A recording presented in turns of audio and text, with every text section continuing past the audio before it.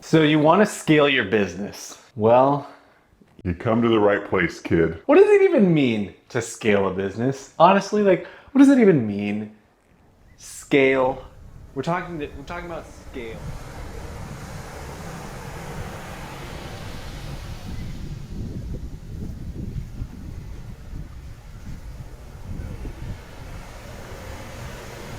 Software scaling Sam. That's a customer persona. I'm scaling. Austin and I have talked a lot about what it looks like for us to be big enough. When do we say, okay, we've created an engine that allows us to get new clients in the door, service our existing clients, hire great people, take care of great people, and invest in the world and community around us. But the truth is, I don't know at what point that'll come.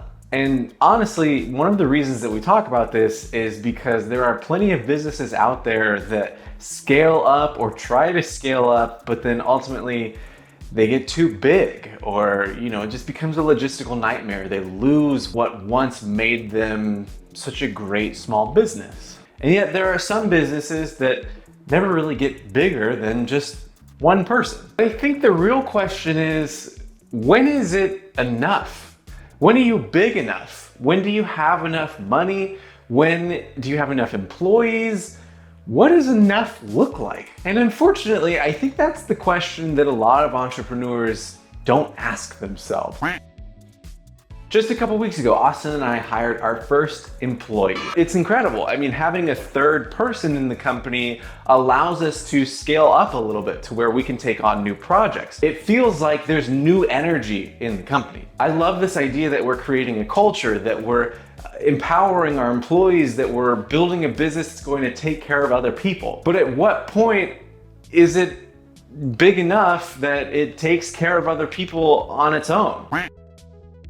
I think that when you're building a business, there are mainly two schools of thought, right? For some people, you're building a business to scale up, to run itself, to become self-sufficient so that you don't have to be there every single day. But then for other people, you're building a business that is an extension of yourself. And that's not necessarily wrong, but it's different than wanting to build it as big as possible. You see, if you're trying to scale something and you're trying to build it to be bigger than just you or just you and your partner, it has to be built on the foundation not of one personality. You need to be able to go beyond yourself. Other people have different thoughts and talents and ways of doing things that don't really align with me and what I want to do. And so the truth is that building a business starts to break down, and scale becomes really difficult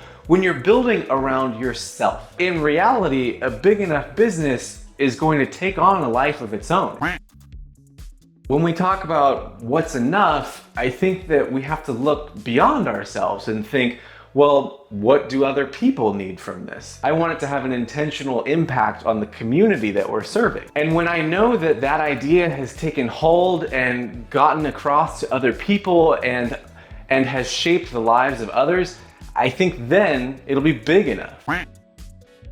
As an entrepreneur, we have the tendency to kind of keep things in our heads and say, I know what the process is, I just need you to do it my way. Instead of just relying on what Austin and I know, we're creating processes that can really be done by anyone. It allows us to then give someone a job and say, hey, this is what you need to do.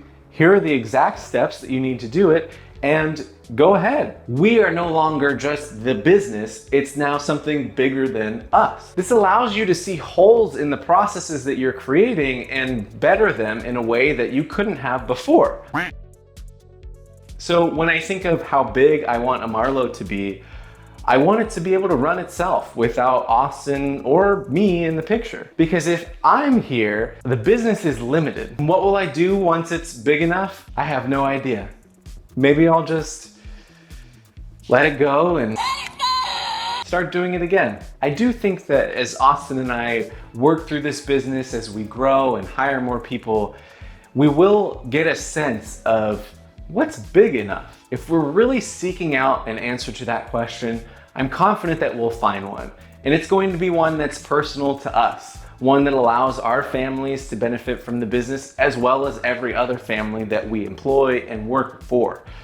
Ultimately, I think that big enough, it is gonna look different for everyone. And so I'll let you know when we find out, when we get there. But for now, we've got a ways to go.